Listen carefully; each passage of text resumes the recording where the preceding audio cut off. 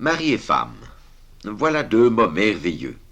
À chaque fois qu'on les prononce, ils devraient éveiller les échos de ce qu'il y a de plus fort au monde, puisque l'amour est fort comme la mort, comme le dit le Cantique des Cantiques. Hélas, la réalité nous offre trop souvent une toute autre image. Mari et femme, ces deux mots caractérisent parfois le lieu d'un ennui quotidien, d'autant plus insupportable qu'on n'en voit pas l'issue. Parfois aussi, ces deux mots sont à l'origine d'une haine implacable, au fruit d'une rare amertume, désignée par des mots qui font peur à cause de tout ce qu'ils recouvrent. Car que recouvrent les mots de séparation, divorce? De quelles larmes s'accompagnent-ils? De quelles souffrances cachées, parfois même irrémédiables, s'accompagnent-ils? D'où vient que le mariage, que les mots mari et femme aient été transformés en un lieu d'implacable haine? Limité aux quelques minutes de cet entretien, ma réponse sera nécessairement une vue simplifiée de l'ensemble du problème envisagé. Nous allons toutefois l'évoquer dans ses lignes essentielles. Commençons, voulez-vous, par cette affirmation peut-être un peu osée, quand même elle est vérifiée des centaines de fois dans tous les foyers malheureux. On ne sait plus ce qu'est le mariage. On le confond avec ce qui en est la caricature la plus dérisoire. Pour beaucoup, le mariage est devenu une société coopérative de consommation. Le foyer, c'est la rencontre d'un homme et d'une femme 3 fois par jour autour de la table de cuisine ou de la salle à manger. Et il arrive même que cette rencontre s'achève sans qu'une parole ait été échangée, sans qu'une parole aimable, aimante, amoureuse ait été échangée. Parfois aussi, le foyer, c'est devenu cette partie de plaisir occasionnel pour laquelle justement on avait besoin d'un partenaire consentant. Et ce partenaire devra d'autant mieux consentir que le mariage, vous le savez, confère à cet égard des droits imprescriptibles. Parfois enfin, ajouté à tout ce que nous venons de dire, on mêle l'agréable à l'utile et au nécessaire. On fait du foyer une institution de défense économique. Je l'illustre en 2 phrases. Lui dit « Ah, j'avais besoin de quelqu'un pour entretenir mon linge. » Elle dit « Je ne serai au moins plus seule, je serai casée. » C'est peut-être une façon un peu brutale de dire des choses justement observées.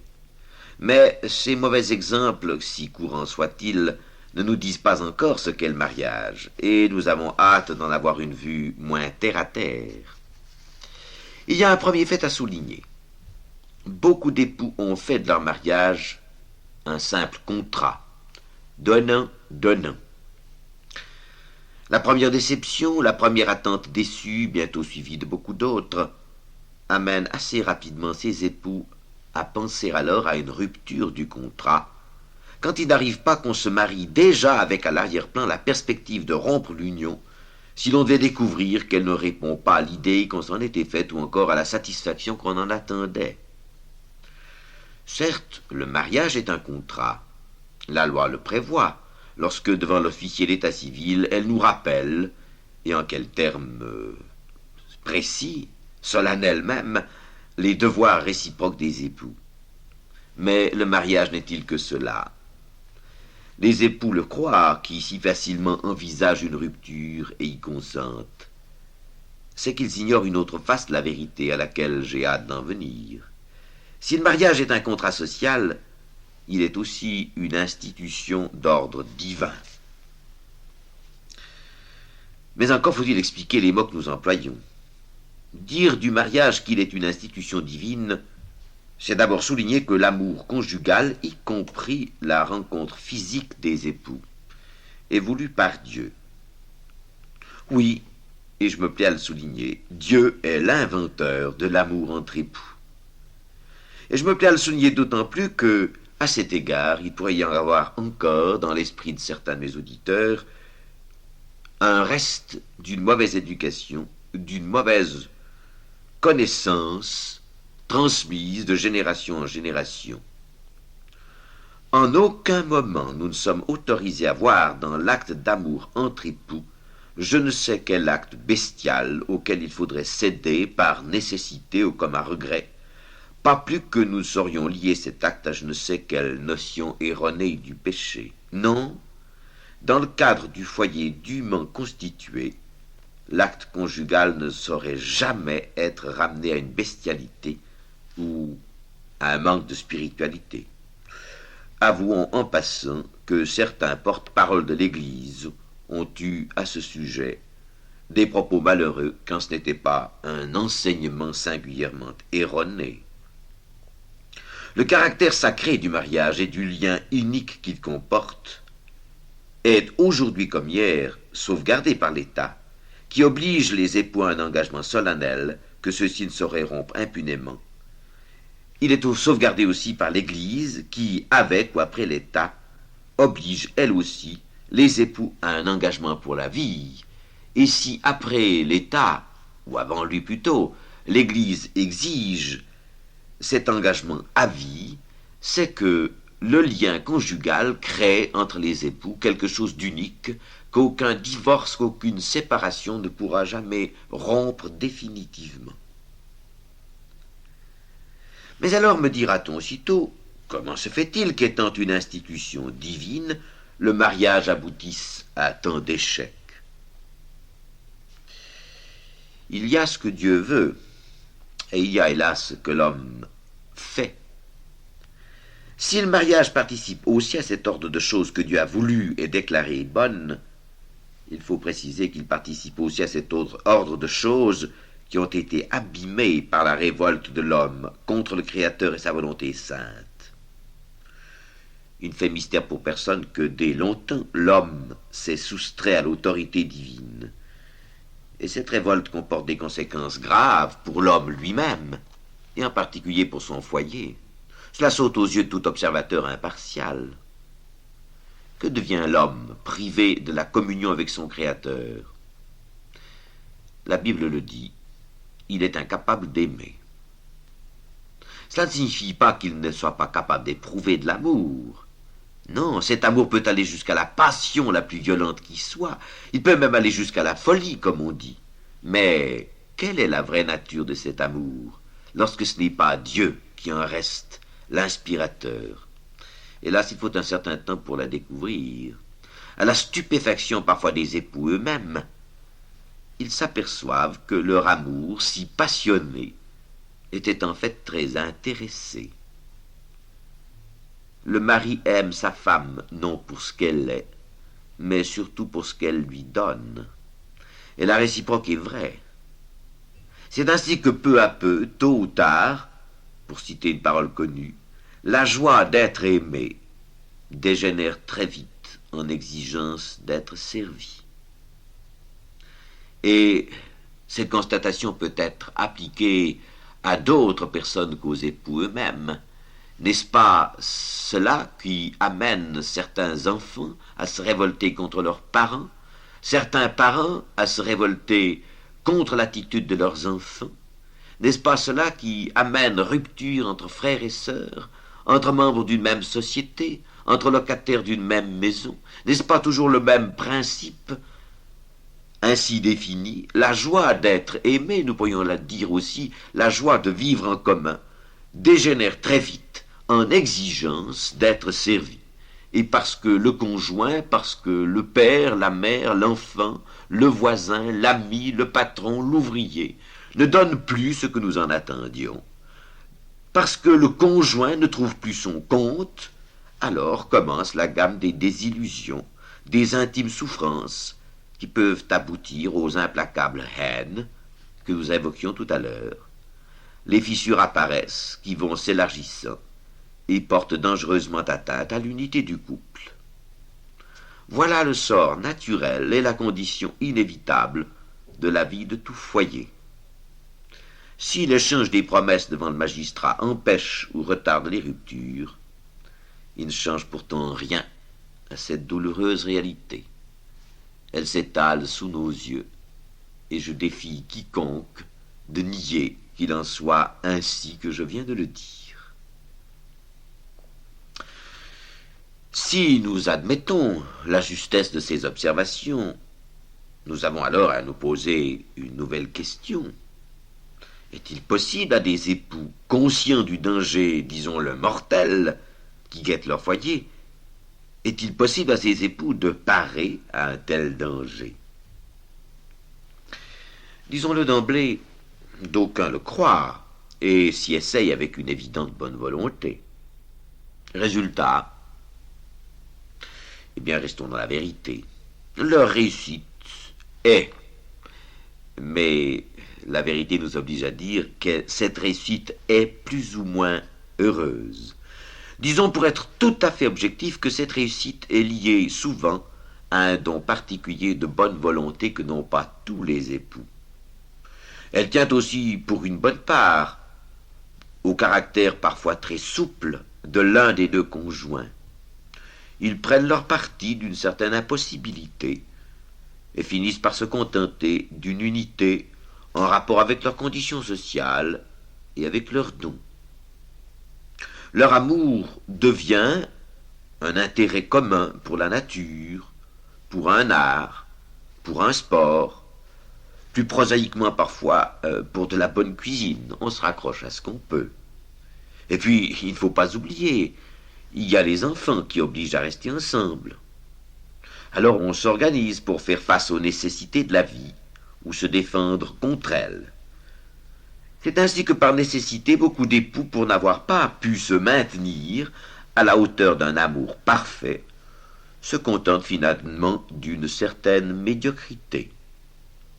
On se résigne. Mais pour un grand nombre, cette situation médiocre devient très vite intolérable. Que font-ils alors? Hélas, ils ont la naïveté de croire que cet échec tient au partenaire. Et ils pensent qu'en changeant d'époux ou d'épouse, cela ira mieux. Un adultère momentané leur en donne l'illusion, d'où le nombre impressionnant de foyers brisés ou constitués à neuf sur les ruines de l'ancien. Hélas, ils devront constater qu'il ne suffit pas de changer de partenaire pour découvrir un amour durable. Combien d'époux, employons cette expression peut-être un peu brutale, sont allés de femme en femme, de foyer en foyer, sans nécessairement en constituer de nouveaux, mais essayant chaque fois par une aventure nouvelle de découvrir l'amour à la recherche duquel ils sont depuis le premier échec de leur premier foyer. Et ils finissent dans cette peau misérable d'hommes déçus, revenus de tout. Et combien de femmes leur ressemblent? Vous me direz que je ne suis pas très encourageant.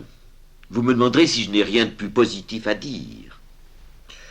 Je vous demande bien pardon, en effet, d'être si négatif. Mais il faut l'être, oui. Il faut avoir une fois regardé le mal en face sans avoir connu la vraie nature, si l'on prétend y apporter remède. Et ce remède existe, mais, je le souligne aussitôt, ce n'est pas l'homme qui l'a inventé. Et c'est peut-être pour cela que l'homme n'en veut pas, car combien sont-ils à en vouloir? Et alors même où je m'adresse à vous, auditeurs, et peut-être y a-t-il beaucoup d'époux parmi vous, beaucoup d'époux qui auraient à reconnaître que la situation évoquée tout à l'heure les concerne, beaucoup d'époux qui, en m'écoutant, souffrent de constater que ce que je dis correspond exactement à leur situation. Combien d'époux seront prêts alors à vouloir user du remède que je vais leur offrir? Car je le répète, ce remède existe, mais ce n'est pas l'homme qui l'a inventé. Et c'est peut-être pour cela que l'homme que vous êtes, n'en veut pas. Notre orgueil et notre prétention font souvent obstacle au miracle d'une guérison réelle offerte à tous les époux. Oui, il y a quelque chose de nouveau sous le soleil, contrairement à ce que pensait l'auteur de l'Ecclésiaste. Il y a quelque chose de nouveau sous le soleil depuis la venue de Jésus-Christ. Car Christ, le Fils du Dieu vivant, apporte aux hommes non seulement leur réconciliation avec le Créateur, mais une réconciliation entre eux, en particulier une réconciliation entre mari et femme. Christ, comme Dieu lui-même, est amour. Et l'amour qu'il révèle et offre aux hommes, aux époux en particulier, est unique en son genre. Christ, contrairement à l'homme, n'aime pas dans la mesure où il reçoit. Même quand il ne reçoit rien en retour, il aime encore. Il aime toujours. Il aime et pardonne. Même bafoué, même refusé, son amour pour nous reste inlassablement le même. Oui, Christ nous aime tel que nous sommes, et non pas pour ce que nous lui donnons. Et c'est ainsi que le Christ est le seul à apporter au monde un amour qui, comme le veut la chanson, puisse rimer avec toujours. Ce serait donc le seul amour à mettre en chanson, l'amour du Christ. Et c'est pourtant si souvent le seul amour que les chansonniers ignorent. Ah, si les époux, ici présents, pouvaient une fois comprendre cela, l'entendre comme la bonne nouvelle qui leur est réservée, car c'est cela que Dieu veut pour sa créature. Il sait, il connaît, il a vu que mari et femme sont voués inexorablement à un amour qui va connaître la désillusion, l'échec. Alors, dans son amour pour eux, dans sa volonté de leur offrir une autre existence que celle qu'ils connaissent, de réparer le mal qu'ils se sont fait, de les sortir de la condition pécheresse, misérable qu'il est la leur, Dieu apporte en Christ la guérison à ses époux. Et il l'apporte dans la vie de chaque jour. Et il peut, dans cette vie de chaque jour, leur offrir de tenir tête à toutes les puissances qui menacent leur intimité. Il va jusqu'à offrir aux époux rien moins qu'un cœur nouveau. Et vous pouvez le constater, car des cas sont là pour illustrer la vérité biblique. En toute objectivité, les époux qui vivent de l'amour du Christ connaissent ce miracle d'une vie nouvelle, celle du Saint-Esprit habitant en eux, y apportant un amour recréé chaque jour, non par leurs efforts, mais par la grâce et la présence du Christ vivant en eux et entre eux. Est-ce que vous me direz, après ça, que je suis décourageant? Non, bien sûr. Mais vous me direz peut-être que vous avez peine à croire qu'il soit possible, dans les conditions qui sont les vôtres, de recréer ce qui est détruit, de recréer un amour mort en un amour ressuscité, de transformer cet amour haineux, devenu de l'indifférence même, et l'indifférence est parfois pire que la haine, transformer cet amour haineux ou indifférent en un amour renouvelé. Vous me demanderez si, en Christ, votre amour et dans n'importe quelle condition peut être recréé. Si vous entendez par là n'importe quelle condition sociale, économique, géographique, je réponds oui, sans restriction aucune, car l'amour du Christ n'est pas lié à de telles conditions. L'amour du Christ est une puissance incomparable, à même de transformer toute condition humaine en lui donnant ce caractère nouveau dont il est à la fois l'auteur et l'exemple. Tout foyer, quel qu'il soit, et quelle que soit sa condition naturelle, peut retrouver par Christ un amour nouveau, dépouillé de toute médiocrité. Car l'amour du Christ n'est jamais médiocre. L'amour du Christ est fait de tout ce que l'homme et la femme peuvent attendre l'un de l'autre. Mais pour qu'il en soit ainsi, pour que cet amour du Christ devienne vivant dans les époux et entre eux, il est cependant deux conditions à remplir. La première n'est pas difficile à caractériser. Cette première condition, c'est que les conjoints, je dis bien les conjoints, consentent à reconnaître qu'ils ont besoin du Christ et qu'ils le laissent alors prendre sa place dans leur vie personnelle et dans celle de leur foyer. s'ils ont passé par des difficultés, s'ils ont été jusqu'à connaître cette indifférence ou cette haine même, n'est-ce pas que jusqu'ici, ils avaient voulu s'aimer l'un l'autre sans le secours du Christ? N'est-ce pas que jusqu'ici, ils avaient mené une vie sans le Christ?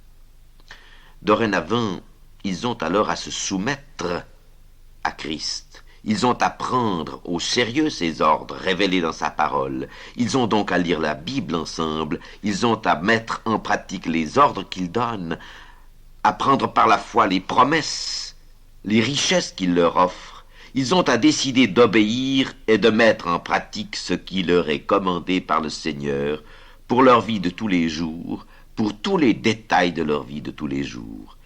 C'est dans cette obéissance quotidienne qu'ils feront l'expérience extraordinaire d'un cœur nouveau, d'un esprit nouveau, créé en eux littéralement par le Saint-Esprit, et leur donnant, ainsi que le Christ leur promet, de s'aimer d'un amour chaque jour renouvelé. Ça, c'est la première condition. Mais il en est une seconde, caractérisée par la Bible lorsqu'elle compare l'amour de l'homme pour la femme à l'amour du Christ pour son Église, et lorsqu'elle compare la soumission de la femme à son mari à la soumission de l'Église à Jésus-Christ. Il y a un ordre du Christ pour les époux.